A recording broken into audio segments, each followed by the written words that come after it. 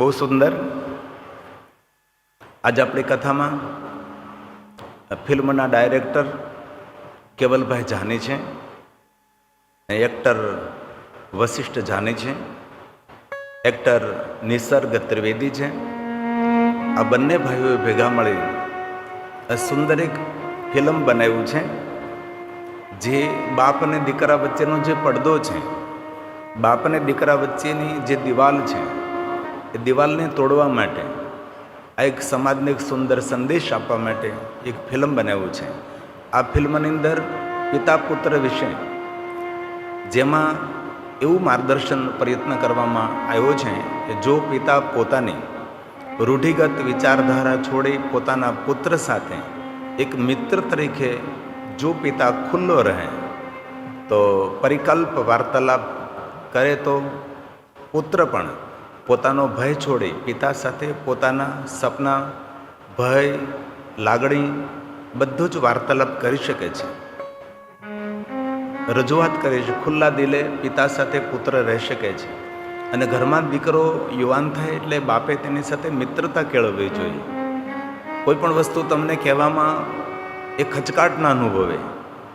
એ બાપ અને દીકરાના વચ્ચે કેવા ઘનિષ્ઠ સંબંધો હોય, એવી સુંદર એક ઉપદેશ અને સંદેશ આપતું ફિલ્મ આ ફિલ્મ યુટ્યુબ પર રિલીઝ કરવામાં આવેલું છે. આ ફિલ્મ જોવા માટે ત્રિવેદી પ્રોડક્શન અને નટરાજ પ્રોડક્શનને મહેનત કરી છે. તો તમને નાનું ટેલર બતાવવામાં આવશે. આ એનું ફિલ્મ છે. સૌ ભાઈઓ બહેનો જોજો કે બાપ દીકરા વચ્ચે કોઈ દિવાલ ન રહે, બાપ દીકરા વચ્ચે કોઈ ભેદ ન રહે, બાપ દીકરા વચ્ચે કોઈ પડદો ન રહે. એના માટે એક સુંદર ફિલ્મ છે, તમે સૌ જોવાનો પ્રયાસ કરજો. એના થોડા દ્રશ્યો છે, તમે જરા જોઈ લો. શું જૂના વિચારોવાળા બાપ તરીકે સમજાવું કે અત્યારે જે નવો ટ્રેન્ડ ચાલી રહ્યો છે, બાપ દીકરો એક એજ પછી ફ્રેન્ડ્સ બની જાય છે, એમ એક ફ્રેન્ડ તરીકે એને એના કરિયર વિશે સમજાવું?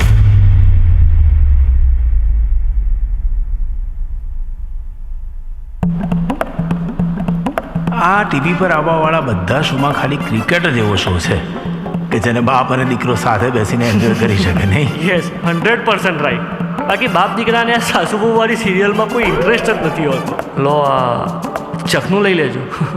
ભાઈ જવા દે ને યાર, વગર જામે ચખડાનું શું કામ? તે તું સાચે સાચ કોલેજમાં ભણવા જ જાય છે? બાપને ઉલ્લુ ના બનાય ભાઈ, ના બનાય હો બાપને ઉલ્લુ. પપ્પા, તમને કેવી રીતે ટ્રસ્ટ કરાવડાવું? સાચું કહીને પણ જોયું વશિષ્ઠ કેવું સરસ રમી રહ્યો હતો. આ તો મારી ફ્રેન્ડ છે. હા હા, ફ્રેન્ડ જ હશે. આમે મિકેનિકલ એન્જિનિયરિંગના ક્લાસમાં છોકરીનું આવું એ રણમાં ગુલાબનું ફૂલ ખીલવા જેવું છે.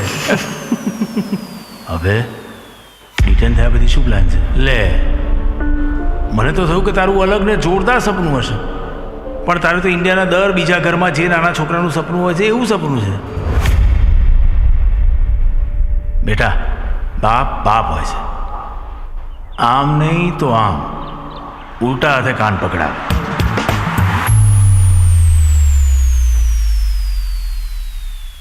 લાગે તો છે, બાકી ઠાકર કરે ઠીક. આજે તો દીકરો બાપની જેમ કહેવતો બોલતો થઈ ગયો ને બાપ દીકરાની જેમ બાપ. ખૂબ ખૂબ ધન્યવાદ.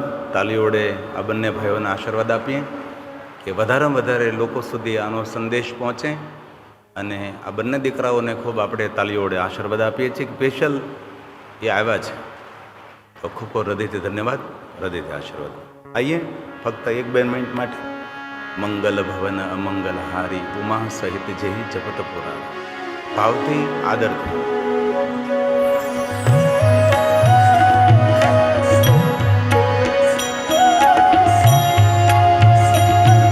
બંને ભાઈઓ એક મહેસાણાથી આવ્યા છે ફક્ત સંદેશ આપવા માટે.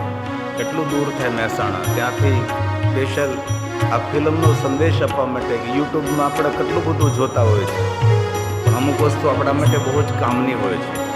આજે આપણે જોઈએ છીએ સમાજની અંદર બાપ દીકરા વચ્ચે ખટરાપ છે, બાપ દીકરા વચ્ચે પડદાઓ છે, બાપ અને દીકરો સાથે બેસીને ભોજન નથી કરતા, બાપ અને દીકરો સાથે બેસીને વાર્તાલાપ નથી કરતા. આપણે ભારત દેશનું સંગઠન કરીએ પહેલાં આપણા પરિવારનું સંગઠન હોવું જોઈએ. બાપ દીકરા વચ્ચે મનમેળ હોવો જોઈએ. આવી એક સુંદર સંદેશ આપતું ફિલ્મ છે. આપ ઘરે જઈને સાંજે યુટ્યુબમાં આપ જોઈ લેજો. યુટ્યુબનું શું નામ છે એ મને બહુ ખબર નથી, એમાં મેં લખ્યું તો હશે, પણ તમે ગોતી લેજો અને સબસ્ક્રાઈબ કરજો અને લોકો સુધી આ સંદેશ પહોંચાડજો, જેથી કરી ઘર ઘરમાં બાપ દીકરા વચ્ચે પડદો ન રહે, બાપ દીકરો પ્રેમથી આદરથી એક મિત્રની જેમ રહે. એવો સુંદર સંદેશ આપવા માટે મહેસાણાથી આ બંને ભાઈઓ આપણી કથામાં વધાર્યા છે. આ એ ભાવ છે આદર કે સાથ.